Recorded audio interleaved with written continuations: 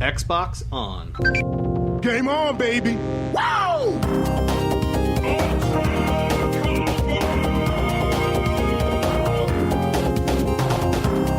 Don't make a girl a promise you can't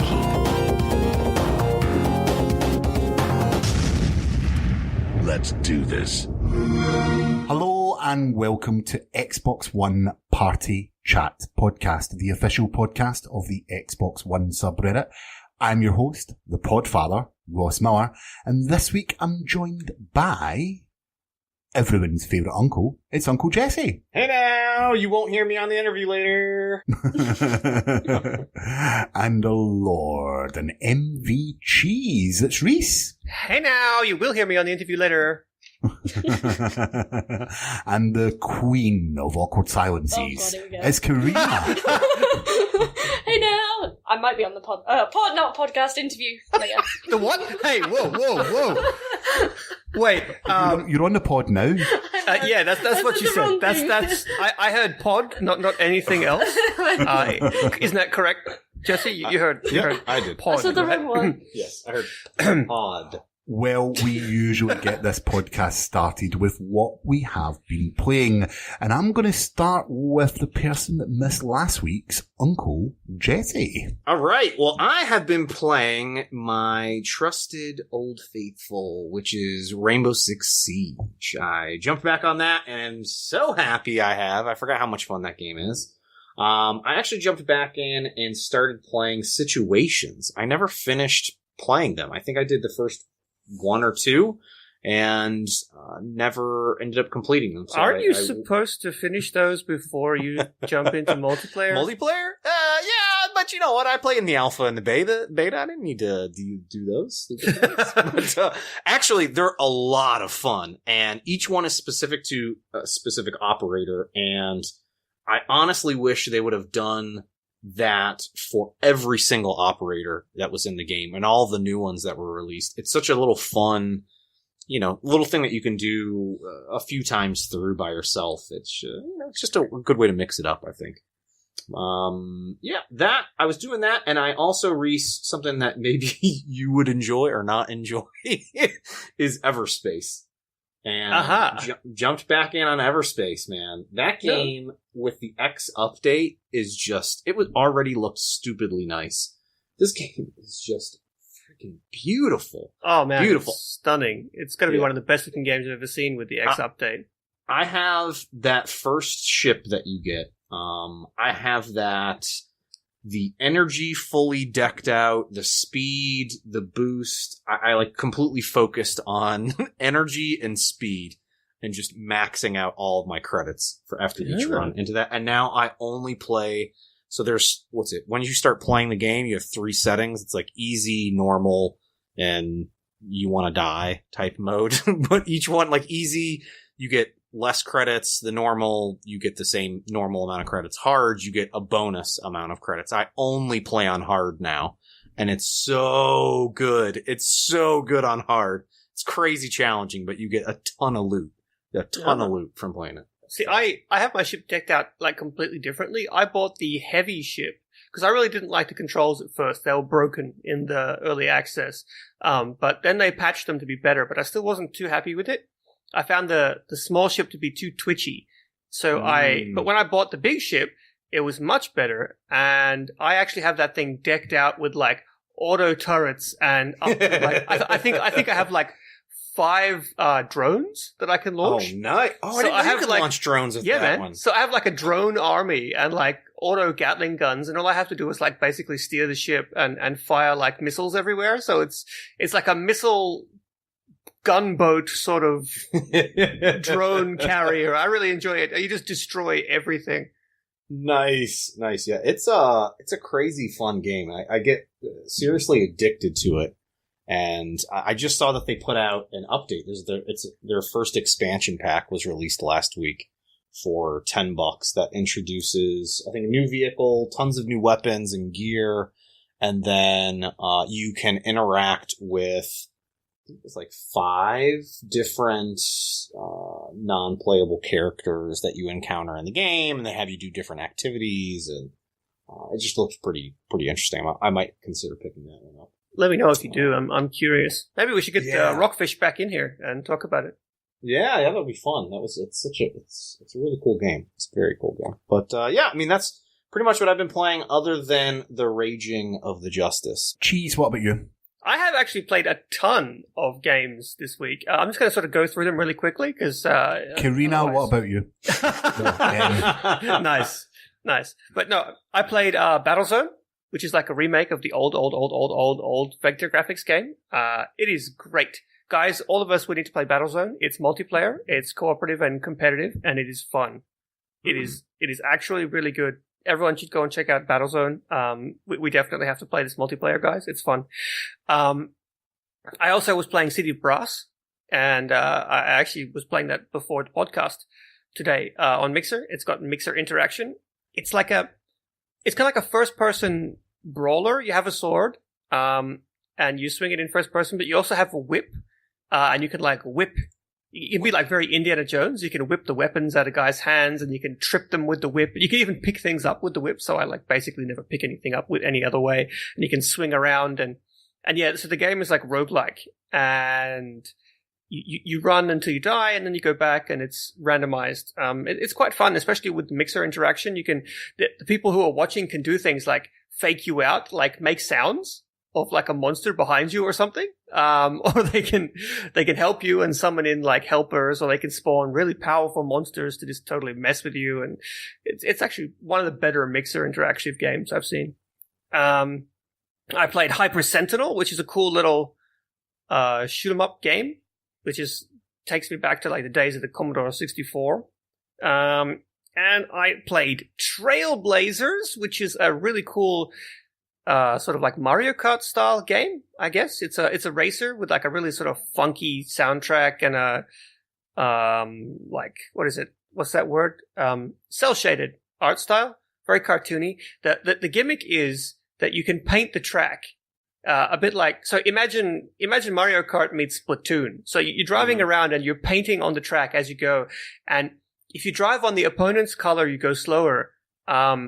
But if you drive on your color, you build up boost and you go faster. So there's actually like team tactics involved because it's a team game. It's not just every man for themselves. So, some cars specialize in painting, whereas others specialize in boosting. So you can actually get some pretty cool multiplayer tactics going on. I recommend it if you're sort of starved for a karting game on the Xbox One. It's one of the better ones out there.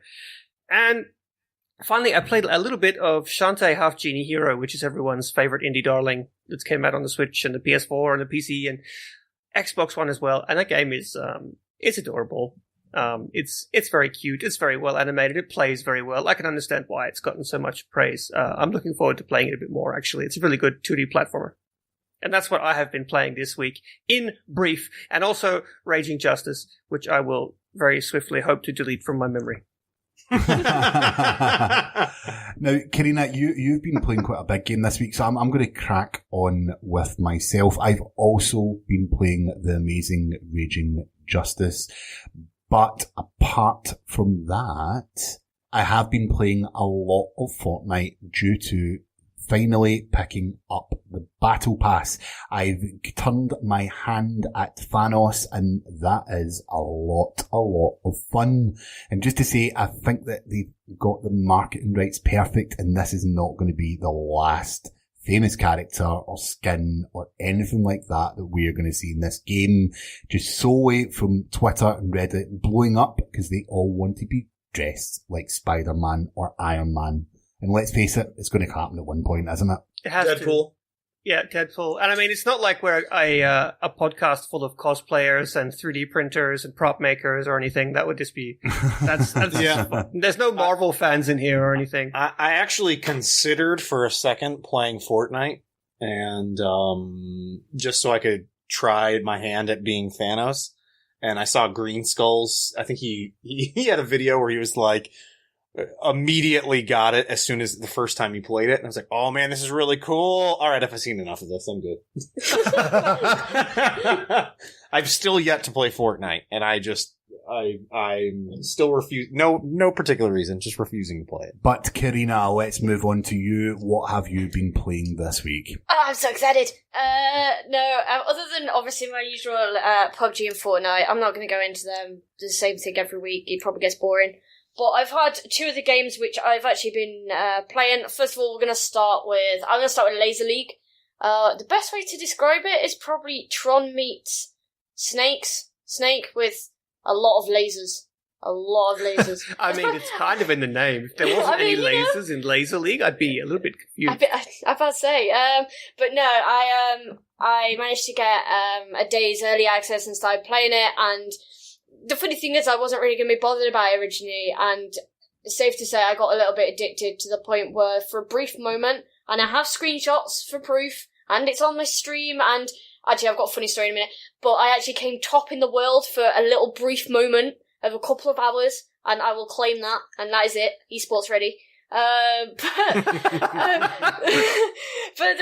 the funny thing was, I looked on the lead, I was looking who was streaming it from Mixer, and I found someone who was below me in the leaderboard, but was trying to catch up to me. Very, very big streamer. I want to say, I think his username's NVAD1, NVAD1.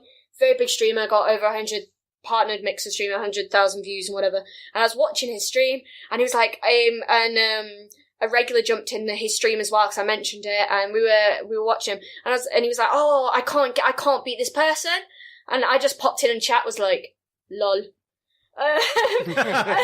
Hashtag it's good. And his response was like, "Oh my god, it's you!" He was like, "Who are you?" I was just like, it was the brilliant. Like I played that game for that moment. It was so satisfying to jump into another streamer's stream who was trying to beat my score and couldn't because I was playing at the same time. It's like reverse stream sniping. Yeah, exactly. It was brilliant. But no, I don't even know why. I mean, it's not. I mean, the thing is, apparently it's on Steam as well, but apparently there's a lot of arenas at Steam. I think there's only 3 or 4 on the Xbox, so I'll be interested to see the different types of arenas. But if you want something, it's very fast-paced. So, I never said, the aim of the game is essentially you're in 2 teams, and as you hit these little, I'm going to call them beacons, that appear, as you hit them, they then expand into lasers across the screen, and your job is to really essentially trap the enemies so that they run into the lasers, because if they run into your coloured lasers, they die. You can revive your teammates, so it's literally just a kind of quick pace, trying to avoid lasers while trying to expand other ones that then kill the other enemies, and well, the other team, etc. And it's just, best of 3 type of thing. But it is quite a small, quick-paced, fast game, but no, I got really addicted. I've stopped playing it because I get a bit obsessed with the leaderboard now. Yeah, I can tell you exactly why you enjoyed it when you didn't expect to, and why you're obsessed with the leaderboard. It's because you are probably the most competitive person I have ever met when it comes to video games with a leaderboard or a scoreboard. Anyone listening who wants to trigger Carina, just find a game she's played. Just find any game she's played with a leaderboard. Beat her. Even by like 1 point. Can I just say? The closer the better, and then send a screenshot.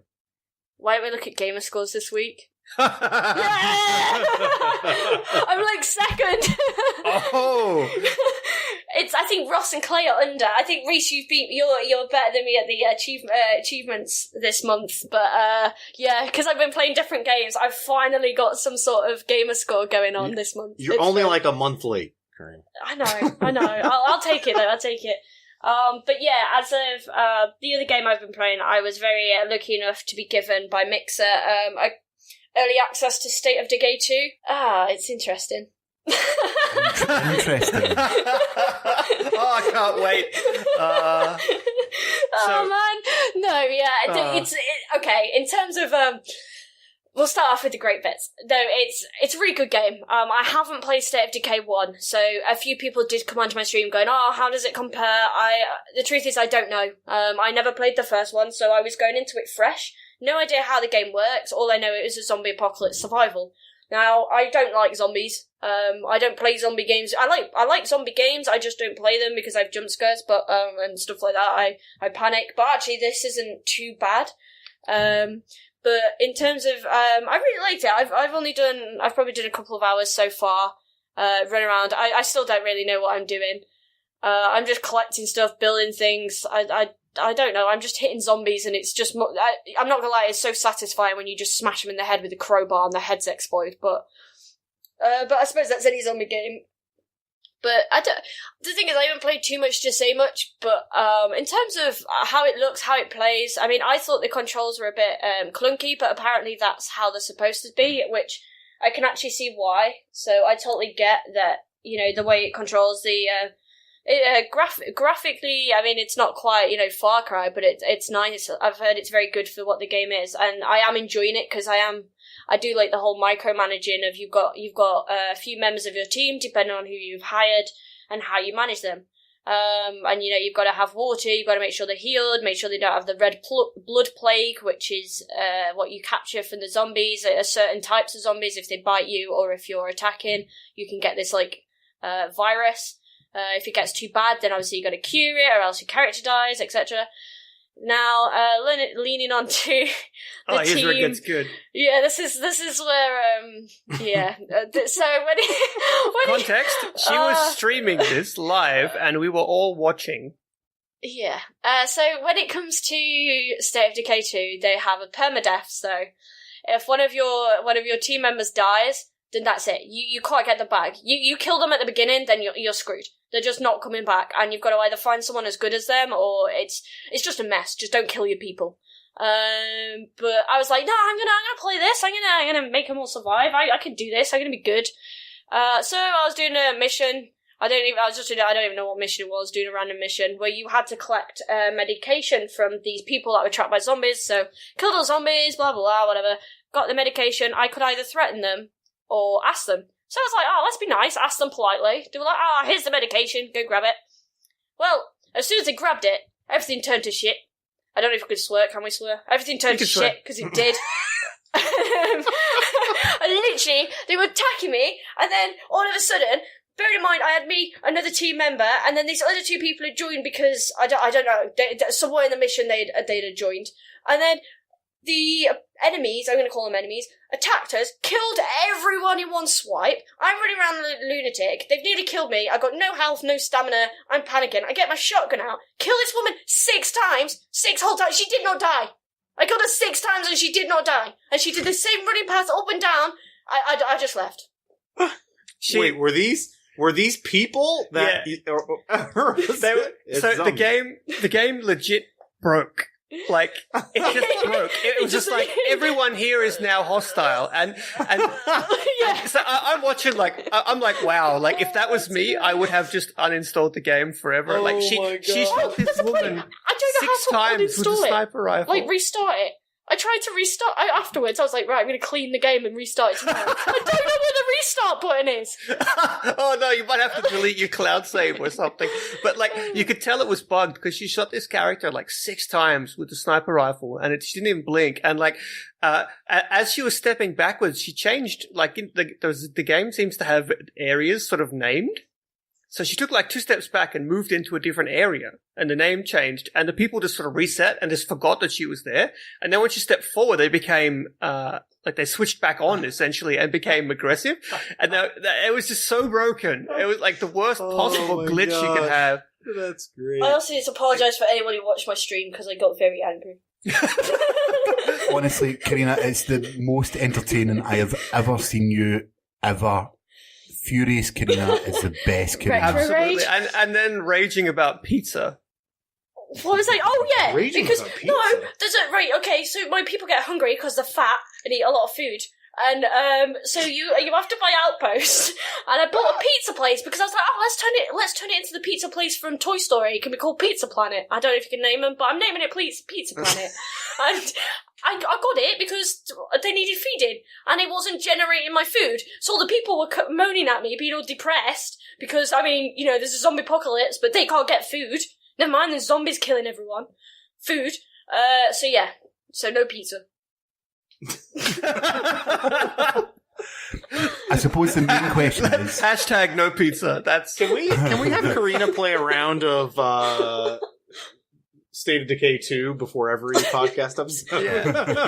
I actually want to watch her play one of those really mean games like Darkest Dungeon or something. Oh, God. One of those games I need to play designed to that just still. punish you. Oh, Carina, but you said you're trying to reset, so I'm guessing by you did enjoy your time, all the bugs aside, do you want to go back and play more State of Decay 2? Oh yeah, definitely. No, I definitely. If people are looking for it, it comes out on Games Pass. So what date's Thursday? It comes out on the 22nd on Games Pass. So today, this podcast is totally live and not recorded ahead of time. We're No, recording this it's live. not today. It's not today. The advanced people that buy the super duper advanced It'll be Ultimate tomorrow. Edition get they get it on Thursday, the day that No, the they get it on the podcast 18th, releases. don't they? Or is it 17th? Oh, it could be. Well, they get They get it advanced early. access to it anyway. They're getting it early, and then for the rest of us, we get it on Tuesday on Games Pass. I do actually want to try the co-op though, because apparently there's co-op. So if anyone is up for that, please give me a message, and I'll be totally up for. I mean, you've got to excuse my rage, but I'm totally up for. Just don't mention pizza. It's like PTSD trigger. Yeah. But no, I really Well, did enjoy the game, and I definitely think people should download it when it comes out in Games Pass at least, or even buy the game. I would say it is worth. If they do fix the bugs, it's definitely worth buying. Well, I think that's a good time to move on to our ID Game of the Week. Raging Justice. Very Is that how good. it's, is that how it's pronounced? Yes. I like that more than the game. I like the way you said that. Okay, so this was my pick for the week. I even tagged the developers in my tweet saying this is my game of the week without actually playing it yet. So this is developed by Making Games Limited and is called Raging Justice. The only way to describe it is maybe like a Streets of Rage style side-on brawler where you move from left to right, taking out a multitude of enemies. But I know all four of us have played it, and Clay, I'm going to start with you. Why is this our ID game of the week? I mean, not every game has to be a stellar 10-star rated game. This was an over-the-top. I don't know for sure, but I think this was purposely made to be over-the-top bad. Like, laughably bad situations. Like, there is a big, tall, white pimp that spins around and pimp smash you. With his cane. With his cane. I was absolutely cracking up playing this game. I was cracking up at how over the top and crazy it is. You didn't even get to the part where the game like lets you get on a tractor and drive. Oh no, around. I did. Oh, you got to the did. tractor. I did. And I was like, what the crap? I see a tractor is blinking, meaning I can interact with it. I was like, oh, am I going to get like super strength and I can pick this up and throw it at someone? No. I can just ride a tractor and run people over in the middle of the street. So random. Completely random. There's like a crane that comes in and tries to knock you off the tractor. I don't know. It's a wild game, man. It's a wild game. Ross, since it was your game of the week, I'm going to defer this back to you to hear what your thoughts were on it. Okay, so yeah, I say it's definitely taking its inspiration from like Streets of Rage and Final Fight. I think there's 3 characters that you can go, giving the players multiple choices of character to go. Although one of them's a kid, which is a wee bit weird. They're meant to be cops. Yeah. Did you notice that? Yeah, that's a bit odd. Did find that was a bit strange. And I think the story was something about, I don't know, rescue someone from a gang.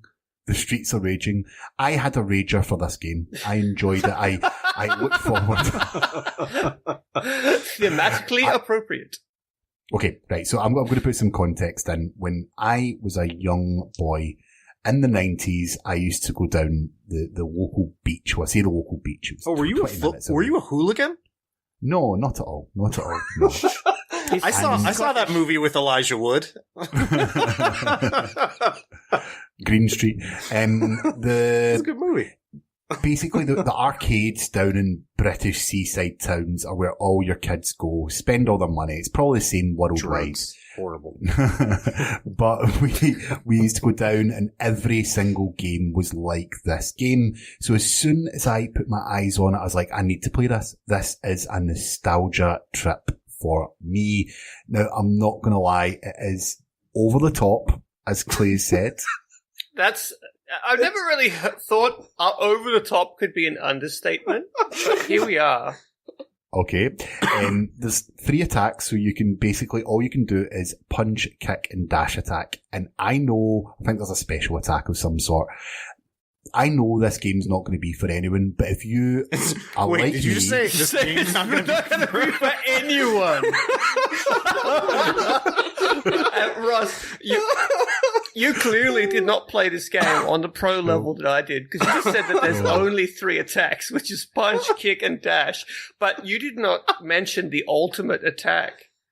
And you lose health with that. Yeah, I didn't realize until I died. Not that. The game's ultimate attack is I don't even know what it's called, but it's like a pile driver. You jump and you press attack and you just come down with your elbow and crunch people in the face. That is the most OP attack. You just have to imagine like 30 enemies on each side of the screen and then 2 people just continuously jumping and like dropping down, like elbow dropping into this crowd of people. That's the pro strat for this game. No, the pro strat is you got to hit the B button, which is grapple, and you do like a body slam, and you can knock out like 5 people with a body slam, and then arrested or busted or whatever it is. I don't know. You can arrest them afterwards. So, Carina, what's your thoughts? I don't even know what's going on with that game. Carina, how many hoes did you arrest? The thing is, I couldn't even arrest anyone, so I just punched them in the face. You got the dirty cop score. That's good. Yeah. I'm sorry, but the game's like, you should arrest these people. Meanwhile, I'm like stabbing them with knives, and shooting them with shotgun, throwing TNT. I was like, I can pick up a fire hydrant. Yeah, there you go. Smashing a fire hydrant. Good cop. Actually. I like it's the only game that I can think of that has a dog that will run in that you can kick a dog. No, you got to do the drop elbow. The drop elbow? Mm-hmm. So what character did you guys play as? I played as the guy whose name was like Justice or something. The old man? The old man. He's like an homage to Haggard, the mayor from Streets of Rage. Yeah. Now, there's one thing about this game is it sparks discussion on podcasts. That's one thing we can say. But overall, it ticked my nostalgia box, and that is all I needed. So I am fine, and I like Raging Justice. I have a Raging Justice. Yeah, I felt it to be a raging game. Injustice, but can I talk about the fact that it's like claymation as well? Yes. It's like, oh my gosh. How like, janky were some of the moves in it? So the game is like rotoscoped claymation, and it's like, I was like, wow, I didn't expect to play a game with worse animations than the N64. It's not the N64, than the SNES, but here we are. I was cracking up when that dude, the guy, Ross, we were playing as the same character. He's like picking up something. I think it's over his head. Is it, it's gotta be something heavy that he was picking up. And his arms, I was like, why are his arms bending so weird? Well, if you want to get your hands upon this game, then make sure that you follow us on Twitter at PartyChatPod, as we'll be giving a couple of copies away on our free Code Friday Take them, please. contest. Please, just take them. Use them for whatever, just take them. Yeah, just please. And, I might even just decide to give away a good game as well this week. Oh.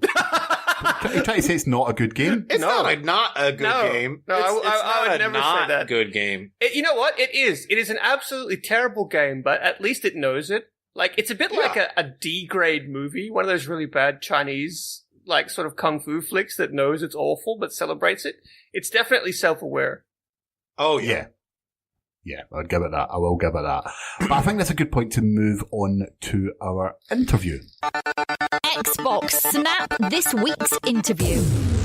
All right, everybody, welcome to this week's interview. Today we have a super cool guest. As per usual, we have Mike Rose, who is the founder of No More Robots, who just released Descenders into game preview this week. I said all that in one breath. Mike, welcome to the podcast. Hello. How are you? You called me super cool. I think that's the first time anyone's ever called me that. So this is going really well up to now. Yeah, it's great. And the best part about that is it's now on the internet. So that means it's objectively true and a fact. Yeah. So you can just tell that to anybody that you're super cool. But exactly. It's now fact, which is, right. I'm going to stick it. I don't know. Where would you put that on my LinkedIn profile? Yeah, we can do that. I can even pop onto LinkedIn and endorse you for it. But anyway, thank you. Welcome to the podcast. It's great to have you here. So why don't we just kick things off nice and easy, and you just tell us a little bit about, who you are and what exactly it is that you do at No More Robots. Okay. All right. So, my name's Mike. I've been around in video games for far too long. I used to write about video games actually for a very long time, at places like Gamma Sutra and Kotaku and Pocket Gamer and I don't know, probably everywhere at some point. And when I used to do that, I always used to, especially towards the end, I used to think, selling video games, that looks well easy. So then, it must have been about 4 years ago now, TinyBuild, the publisher TinyBuild said to me, hey, well, why don't you come and try and do it with us? And I was like, okay, oh God, this is going to go really badly. But actually, it seemed to go pretty well. And in the time I was there, we published a bunch of pretty big games, like Punch Club and Party Hard. And just as I was leaving, I guess they were getting all the Hello Neighbor stuff in gear. I then decided, you know what, this was even easier than I thought it was going to be. So then I decided, like an egotistical bastard, that I would basically start my own publishing label, which is what I did. And that's what No More Robots is. It's my own label. It's me and a couple of other people who I trust and adore. And the first game from No More Robots is called Descenders. It's a downhill mountain biking game, and it's out this week on Xbox, which is very exciting and also scary. Yeah. So can you tell us a brief history about No More Robots? I mean, how did you get started? I got started by sitting in my pants at home every day and freaking out and working out how to solve Rubik's Cubes before realizing I should probably do some work. And then I met the guys who they're called Rage Squid, and they made a game called Action Henk before. And I met them years ago actually, but a couple of years ago at Gamescom I met up with them. And they showed me this thing called Project Impact, which was just basically a bike going down a mountain. And I was like, this is really cool. What's the game? And they were like, we don't know. We don't know what this game is. We have no idea what to do with it. So then over the course of the next year, I basically helped them to work out what the heck this game actually was. And we gave it a name, and we found Xbox. Xbox were interested in the game and wanted to kind of partner up on it and bring it to Xbox game preview. So that's kind of what I've spent the last year doing. We have some other games as well. That I've announced recently. A game called Not Tonight, which is essentially imagine Papers, Please, but set in a post-Brexit UK. So that one's going down pretty well, as you might expect. I've been enjoying the reaction to that. And the other game I've announced up to now is called Hypnospace Outlaw, and it's essentially, you remember GeoCities from the 90s that you used to use to make websites? Yeah. Imagine that, but in a video game. It's essentially the 90s internet. Video game. Please, no, stop. It's incredible. It's incredible. And the plan is for both of these games to also come to Xbox at some point very soon. Nice. I have other games as well, but I've not announced those yet because, I feel like 3 is a decent amount for the first year. I've not even been going a year yet, I guess. I've been going about 10 months. So I've been quite busy. Yeah, basically. I have to say though, I'm feeling like I could maybe start my own publishing label if you get started by sitting in your house in your pants, fiddling with Rubik's cubes and not working. I feel I could be good for that. Okay, right. Before this goes downhill, you have touched on it. That took me too long. I was just like, okay, yeah. Oh, you have touched on what this game is about, but for those that do not know anything about Descenders, describe it for us. Yeah, of course. Descenders is essentially a downhill mountain biking game. Now, the weird thing about this game is that it's also a roguelike somehow. So you essentially start off, every single level in the game is procedurally generated. I think we worked out a couple of weeks ago that there are roughly about 3.5 billion levels in the game. You play through these procedurally generated levels. You explore procedurally generated maps, which have randomly generated nodes all over them. And you essentially have to try to get from the very beginning of the game to the end. You start off in the Scottish Highlands. You move into a more kind of dense forest area. Then you disappear into the canyon, which is essentially a homage to Red Bull Rampage. And eventually you end up in these mountainous peaks where you're thrown out of a helicopter. So it starts off pretty simple, just to kind of get you into the game. And by the end, it's become atrocious and horrible. And you die over and over again.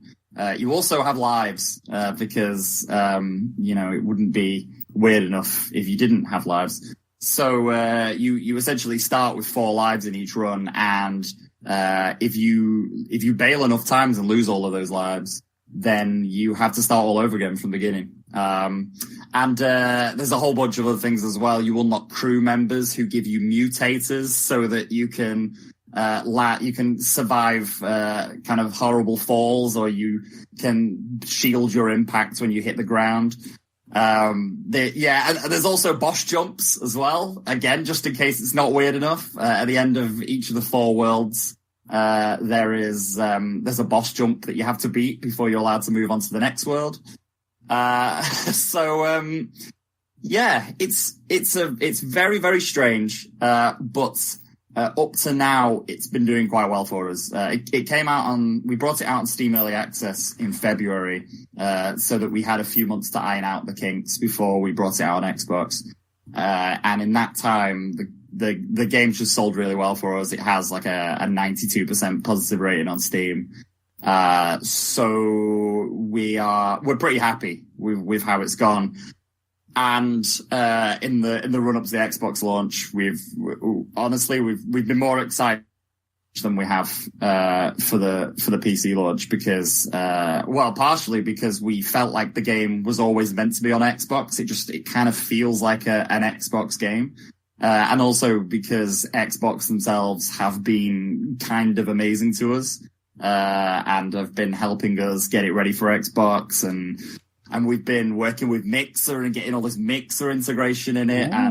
Ooh. And, it's got all kinds of weird stuff in it. So, we're just massively excited to see how Xbox players find it this week. Definitely looking forward to the Mixer integration. Yeah, can I just say, actually, there should be a Mixer I can't even say that word. Integration, just so that you can't leave the Scottish Highlands, because our population's dwindling and we could do with the extra people. Yeah, well, in fairness, I imagine that most players die in the Highlands. They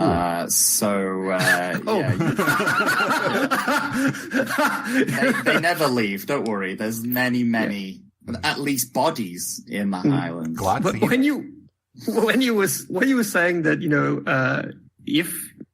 if you lose all your lives, I've played this game and I was thinking, no, when you lose all your lives. But anyway, the game is releasing onto the preview program first, and I wanted to know what's the reason you guys chose to actually go down this route. So the reason we're doing game preview, and the same reason we did early access, is quite honestly, because like the game is pretty much full. Like it's pretty much there already. You can play. We have players who have been playing the Steam version for like 200 plus hours. There is an entire game there already. It's not like you're getting half of a game and we're going to build the rest after you bought it. What we instead are trying to signify is that we want to build and expand on and generally use community feedback to decide where the game goes next. So just in these 3 months since the game came out on Steam and is now coming to Xbox, the game has changed dramatically. The whole scoring system has changed. A lot of the roguelike elements have changed. The thing is, when it comes to something like making a mountain biking game, it's really kind of hard to know what people even want from a mountain biking game. Well, like when we first launched it, immediately people started saying, well, is there just a free ride mode where I can just pick any world and just kind of cycle around? And we were like, well, no, there isn't, but we could make that for you if you want. And 2 weeks later, that's what we'd added to the game. And people were like, okay, cool. We'd really like this thing now. And it's worked really well for us up to now. We've put out like, I don't know how many updates we put out for the game, but we just keep adding more and more stuff to the game as people are asking for it. And this has seemed to work quite well, in terms of the way the game is being developed. So the way we kind of word it is the game is already like, there's already a full game there. If you pay the $25 or whatever right now, you're getting a full, quite lengthy game. It's just that we want to tell you, we want you to be very much aware that there are going to be many more updates coming for the game. And we are going to be pumping a bunch of extra content into the game. I mean, like, for example, the next update that's coming to the game probably in about a month is going to introduce a whole fifth world to the game. We've got all of these special hubs. So there's a singular hub in the game right now that you start off in. You're going to be able to unlock additional hubs, very soon in the game and then basically get to pick which hub you start in. And the eventual goal is towards the end of the year is to, in one of these updates, add sort of full multiplayer to the game so that people can sort of ride around together. So yeah, that's the general reason why we're doing that and kind of utilizing game preview, I guess, to try and tell people there is more coming. So. I mean, out of all the other, downhill sports that you could have done for Descenders, why did you choose freestyle mountain bike riding in the end? Yeah, it's a funny one. Yeah, so Rage Squid, the funny thing is that they're actually, they like skateboarding. They don't even, I mean, they're Dutch. There are no mountains in the Netherlands. There's bikes, but there's no mountains. So, but the thing was that they want to make a skateboarding game. So that's where they want to end up. They like the idea of making a skateboarding game. But while they were thinking about the ways to tackle making a skateboarding game, they realized that a lot of that could be transferred into mountain biking, and that mountain biking might actually be a lot more interesting to tackle first.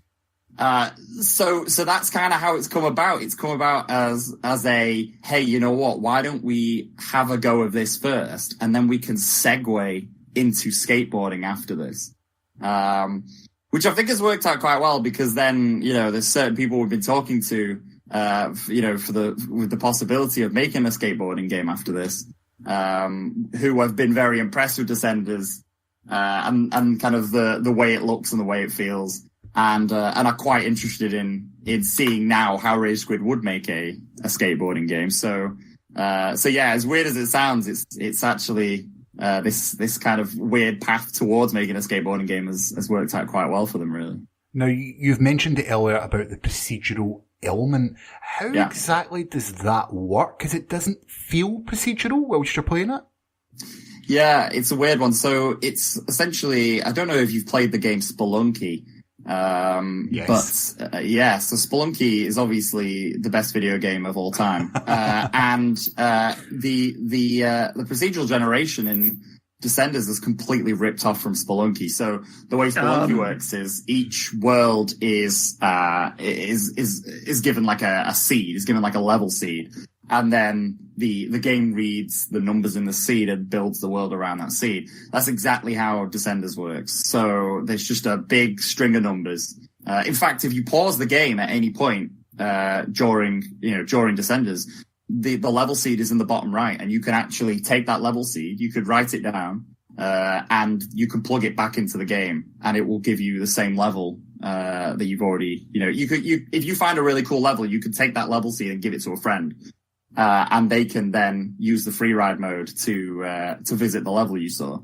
But yeah, it's as simple as the game looks at the seed and reads it as a level, and then generates the level based around how the seed is. And I mean, I say it's simple. It took like 6 months for the devs to build this system, this procedural system. The thing is, now that it is built, it means they can build content for the game so quickly. Like this fifth world, for example, took them about 3 weeks to make, something like that. Just because, the artists, they have a vision for what they want this fifth world to be. And the vision for this fifth world is essentially hell. And then they decide, okay, well, we'll tweak it in this way and that way to give it its own feel. Then the artist kind of builds the general visuals for it, and the procedural generation then takes over and takes those visuals and plasters them all over the place.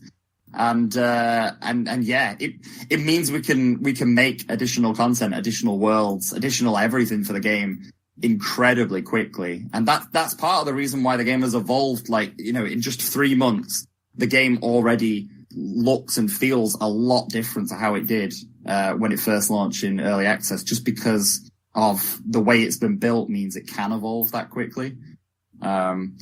So yeah, from my perspective, it's definitely a case of procedural generation really leading to some incredible things that can be done with the game. That's really interesting. Ross, you're just waiting so long to say that.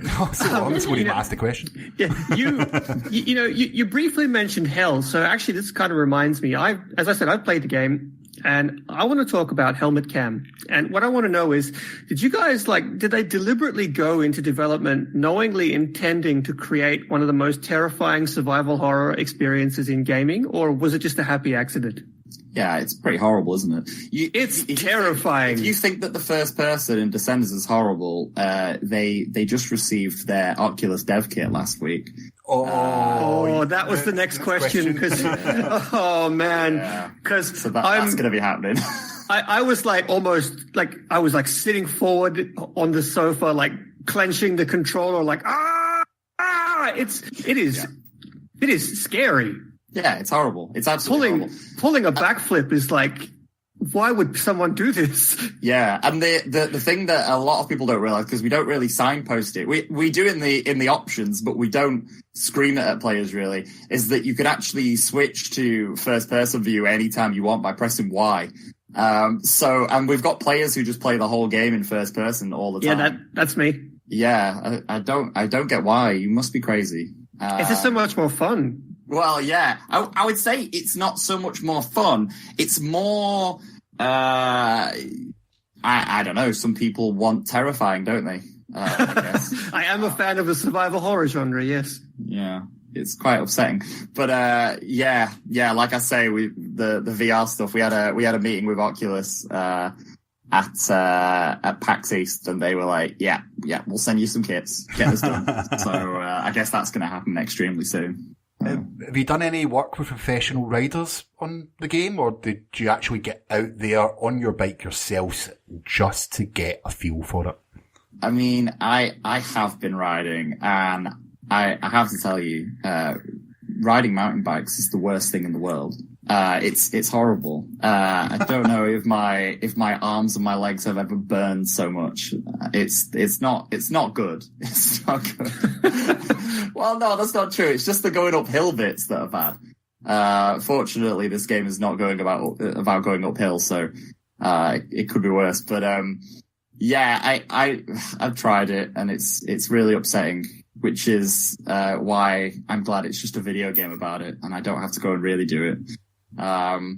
No, we've been talking to some real mountain bikers about kind of putting stuff in the game, kind of branding stuff from them. But in terms of actually talking to mountain bike people, the problem was that we knew from the very beginning is that, quite honestly, a realistic like mountain biking sim would be so crap.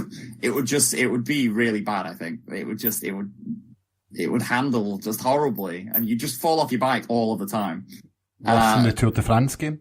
Yeah, well, I mean, I wouldn't go that far, but like the thing is, we wanted mountain bike people to want to play it, and mountain bike people are very picky about what they like, and the problem is if we made a game that was too mountain bike sim, then no one else would be able to play it. So we tried to find this fine line between it feeling simmy but also feeling arcadey, and I think we've managed it. It has the feel of a mountain bike, chuff ramps at 100 kilometers an hour and fly over helicopters. So it's somewhere in between.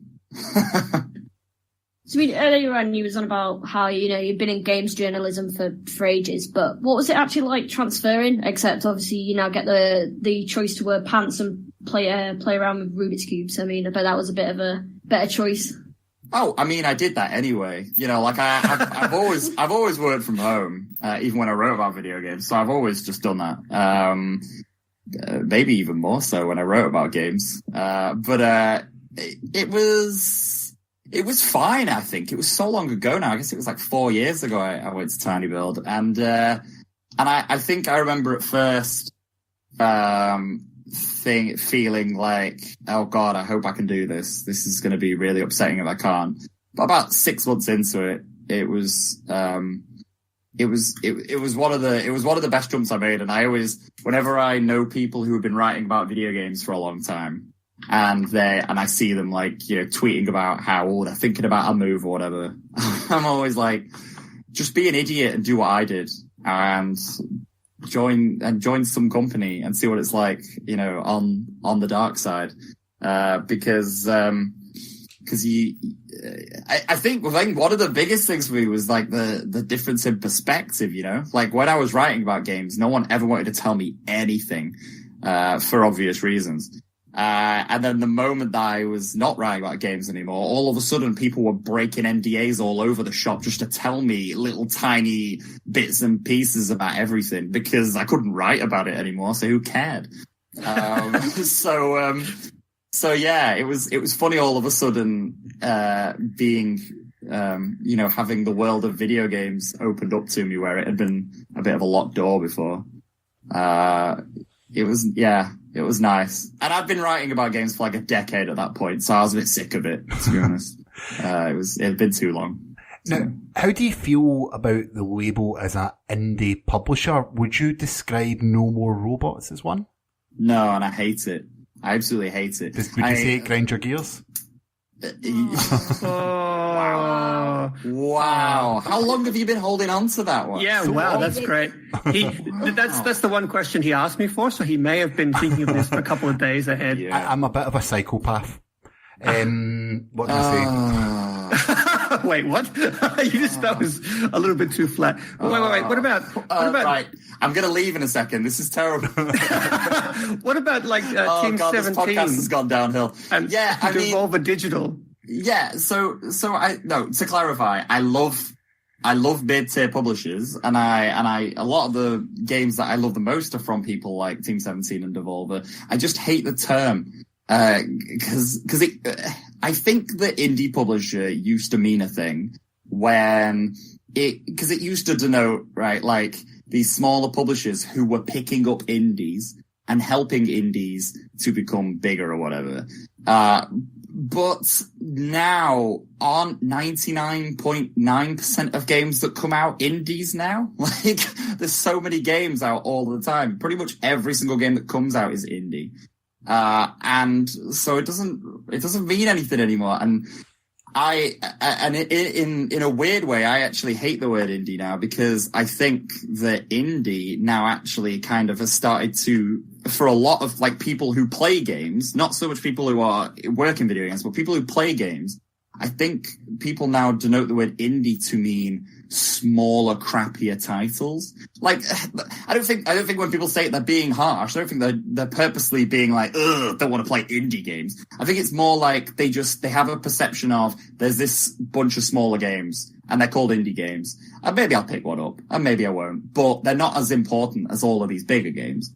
And I hate that. I absolutely hate that. So I kind of dislike the word indie now, and I definitely do not call No More Robots an indie publisher. Whenever someone asks, I always say that we're just a publishing label.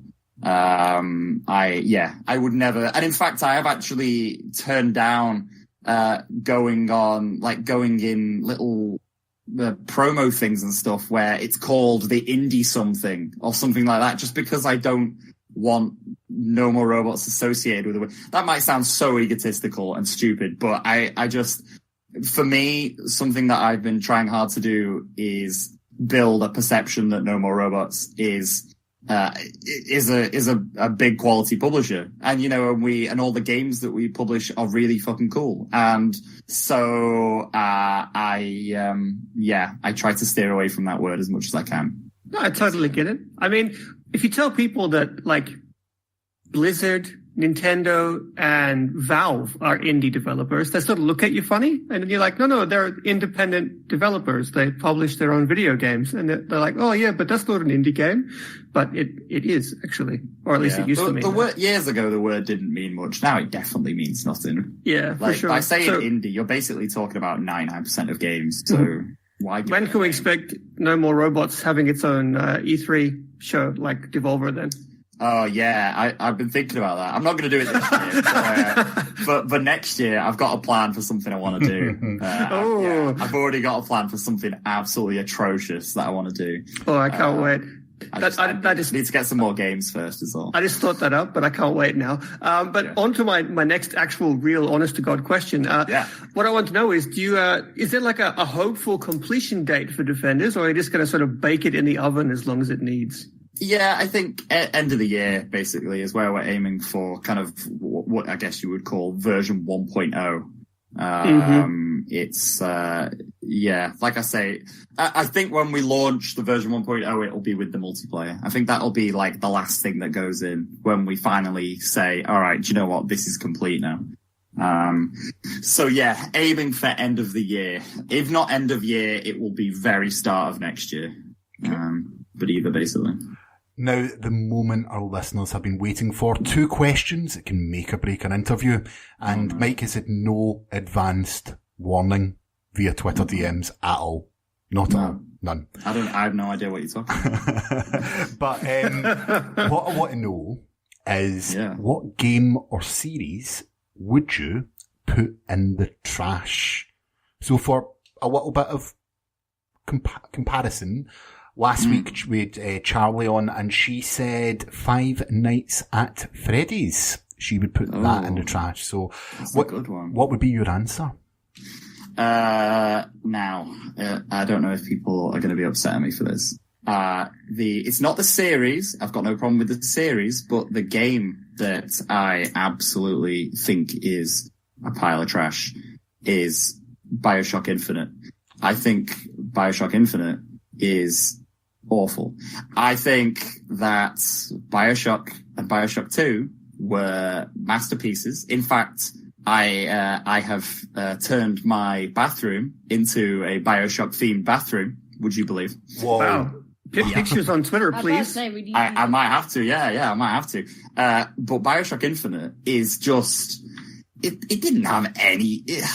It didn't have anything of what the first 2 games were trying to do at all. The first 2 games were very clever. They were very well thought out.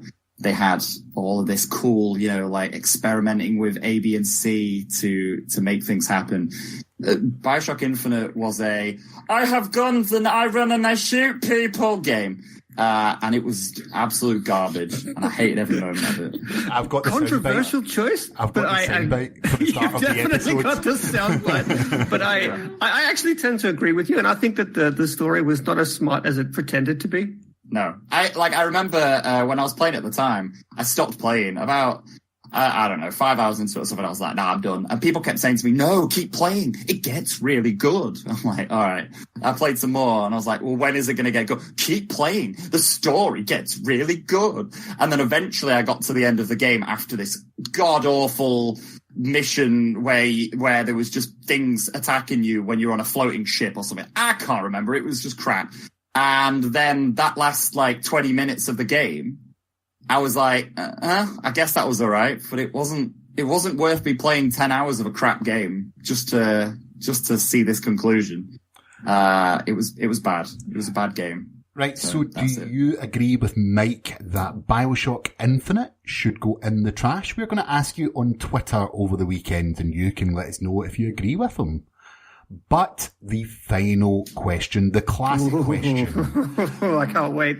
And this is, which classic video game character would you knock out with one punch? Well, I was thinking about this. I wasn't thinking about this because this is the first time you've asked me this question. I mean, as a regular listener of the podcast, you knew I'm a this was regular coming. listener of the podcast. Yeah, that's what you mean. Exactly. Yeah, that's okay, great. Now, I don't think I could knock out anybody with a singular punch. However, if I was able to, and I was willing, honestly, I would want to probably punch Eggman in the face. Now, Eggman, for me, is an upsetting character because that's not his goddamn name. His name is Dr. Robotnik. Right? His name is Dr. Robotnik. He has a backstory. He was in a terrible accident with a rotten egg. He has all of this backstory, and then all of a sudden one day, after spending my entire childhood chasing Dr. Robotnik, he kept building things. I kept tearing him down. Then all of a sudden, he was shaped even more like an egg, and now he was Eggman. And he could talk. All of a sudden, he had a voice. And I did not like any of this. And it is the number one reason why Sonic the Hedgehog is now trash. And maybe I should have chosen Sonic as trash for the game. What about Sonic Mania? Right, Sonic Mania was great, but guess what? There was no voices in it. Yeah, you're right. And also, I think that the guys who made Sonic Mania would have called him Dr. Robotnik if they were allowed to. I think they would, because they were classic guys, weren't they? Like they knew the score with Sonic. I think that they probably asked Sega, "Hey, can we call him Dr. Robotnik again?" And Sega said no. And they probably asked 5 more times and finally gave up. I can almost hear the fingers clattering on keyboards on the subreddit over what you've just said about this. I don't care. I think the whole subreddit are going to agree with me. I think they're going to agree with me that the moment that the thing that ruined Sonic the Hedgehog was them changing his name to Eggman, and also giving them all voices. No one needed to hear what goddamn Sonic the Hedgehog sounded like. We all assumed he was this cool son of a bitch, tapping his foot, when you tapping his watch. I don't know if he wore a watch. And then all of a sudden, he had this stupid goddamn voice. It was just really, Sonic Adventure really upset me. There's this great line. There's this great line at the start of Sonic Adventure where they're shooting that Chaos guy or whatever he's called, and one of the guys goes, "Oh no, our weapons are useless," like that, and it's just always stuck with me. The day that, as a child, I realized, this is probably the first time I've ever heard terrible voice acting in a game. It was a bad game. Mike, one final question: where's a Reddit uniform in the game?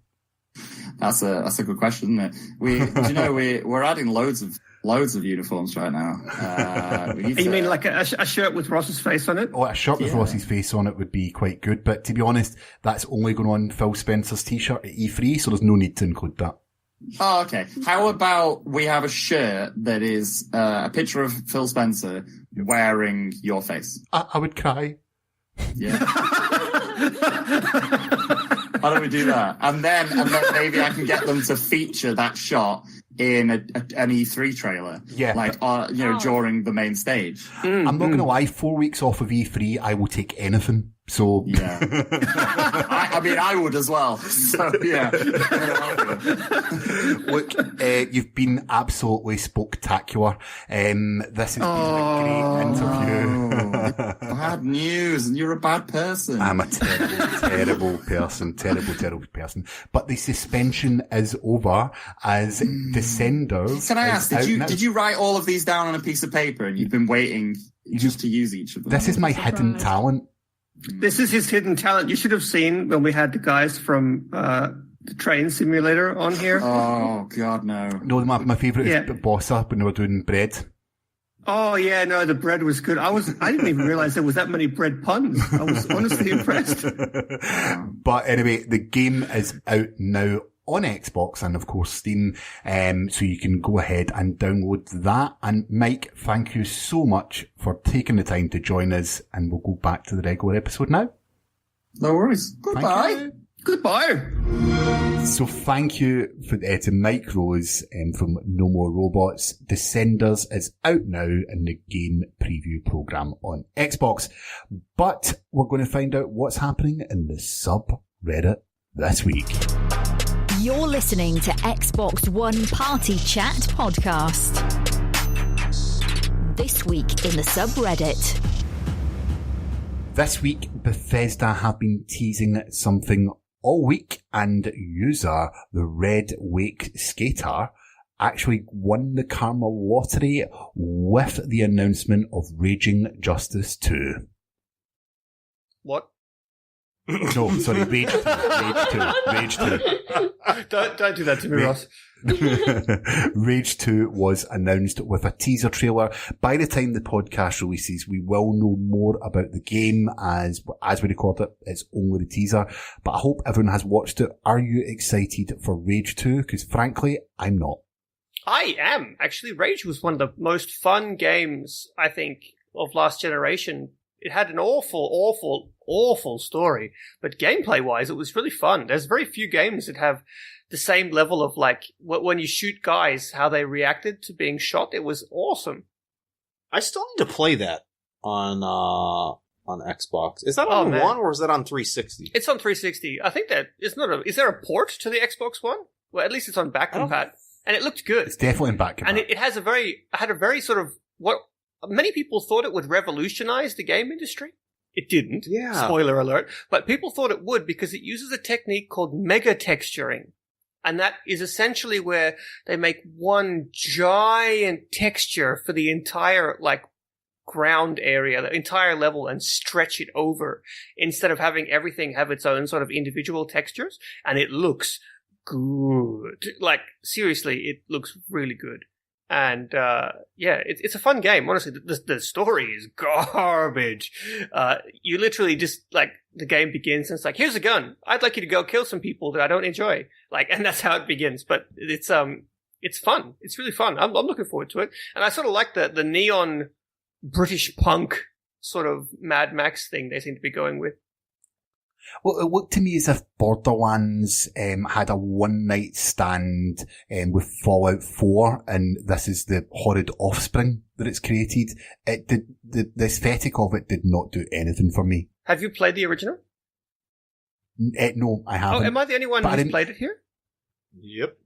Carina? Oh, okay. It's really good. Like, honestly, honest to God, the shooting is so satisfying, and you get this, I think it's called like a wing blade or something. It's a three-bladed, it's more or less a fidget spinner with blades on the end, and you throw it like a boomerang, and man, like nailing someone with that thing, oh, it feels so good. The way it just, their death animations are just awesome. Seriously, it's really cool. There's a couple of saving graces for me. It's made by the same developers as the Mad Max game, which was really, really good. Yeah. I can see that. Yeah.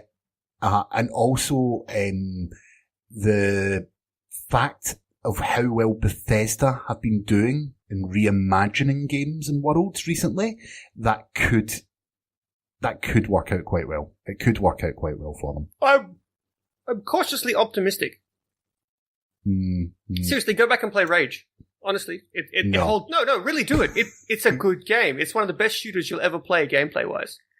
For shooter feel, that the feel, how good it feels to shoot people. That's a weird thing to say on the podcast, but like it's one of the best. I'm not lying. Okay. Well, time will tell. If this releases about the same time as Borderlands 3, what is going to win? Borderlands 3. Yeah. So let's find out and see how this all plays out. But next story, Clay. Yeah, I've got a raging justice for Cliffy B in his failed studio. That came out really bad. I'm sorry.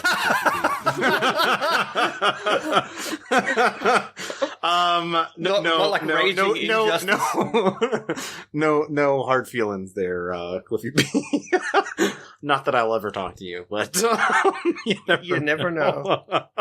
No, but some sad news today. Well, not today. A few days ago, when you're now listening to this, if you haven't heard. Cliffy B officially announced that his production studio game studio is being shut down. Yeah, Boss Key. Yeah, Boss Key. And it stinks. He was stating in a tweet he posted some stuff in there. What was the game that they released? Radical Heights. Oh, you mean the game before that? Oh, no, man. See, before that. That's the problem, when you're asking me what was the game he just released? That's the problem. Well, I mean, he put out a shooter that looked really cool and had some, as I'm like Googling and talking at the same time. It's Lawbreakers. I was going to let you try. Lawbreakers. I was trying my best to wait, but Lawbreakers. I was like trying to talk and I'm like, I can't type and talk at the same time. No, I mean, that looked really cool. Just for whatever reason, people didn't get behind it. Maybe it was because it was PC only. I don't know. It was PS4 as well. And PC. In fact, was it on PS4? Cliffy talked a whole lot of trash about the Xbox, and he deliberately didn't bring it to the Xbox because of that. No, see, I think this is where a little bit of an injustice has happened, because if you look at, I remember this on Reddit. Someone posted like Cliffy B basically shits it all over the console that made him. With an amazing Xbox legend, you would say, with regards to the Gears of War, the original Gears of War. He put a comment basically saying it's funny how Xbox fanboys have come out the woodwork now that have announced this for PS4 and PC. But buried in the comments under that tweet was about the fact that it was a commercial decision and nothing else. He was a small studio and he done that. And although he shouldn't be, we all know Cliffy B's a bit of a loudmouth. He shouldn't be making comments like that. He said worse. I have seen videos of him saying some pretty nasty stuff. But, that's just Cliffy, He's not a developer, he's a bro-veloper. Yeah, a pro-veloper. That's even on his profile on Twitter, is it? I think. But he did even state that he wanted to hopefully eventually bring Lawbreakers. Now, the fact is that his most recent game was only just released. Yeah, it's not even out of early access. It was a Battle Royale game. Yeah, and it's not going to make it out of early access, of course. Now, obviously everyone's going to feel sorry for the staff members, but this is going to raise a lot of debate about Cliffy B again. Can he make a game series as popular as Gears of War again? Because let's face it, the guy is talented, or he seems to be talented anyway, and he comes across. He's a huge personality, well known in the industry, but yet his last two games have essentially failed, and that's caused a lot of people currently tonight to be out of luck. Yeah, it sucks. Big time. And I know for a fact that Green Skull was really a fan of Radical Heights. Lawbreaker. Yeah. Radical and Heights, Lawbreakers too. He has Lawbreakers on his bag. Yeah, right, okay. Carina, have you got any thoughts on Cliffy B? I don't know. I mean, I haven't really played the games, but I've watched a bit of Radical Heights, but I hate it. I hate seeing any studio going down. No matter how good or bad they are as a studio, I just hate it. I hate seeing it. I mean, we all know it happens. We all know it's a thing. That's how people grow, people don't. But I don't know. I just hate it. I hate it. So is it now going to be a point where Cliffy B is not a name that you don't want associated with your game or studio? Nah, I don't think so. time, again, you know, a bit like Rage 2, I think time's going to tell on this one. Certainly, he's taking some time off, but certainly I do not think that this is going to be the last of Cliffy B. But anyway, I think this is quite a long episode. We've had our interview, so I'm going to take us out of here. So, for another week, Xbox, turn off. You're listening to Xbox One Party Chat Podcast, the official podcast of the Xbox One subreddit. Let's do this.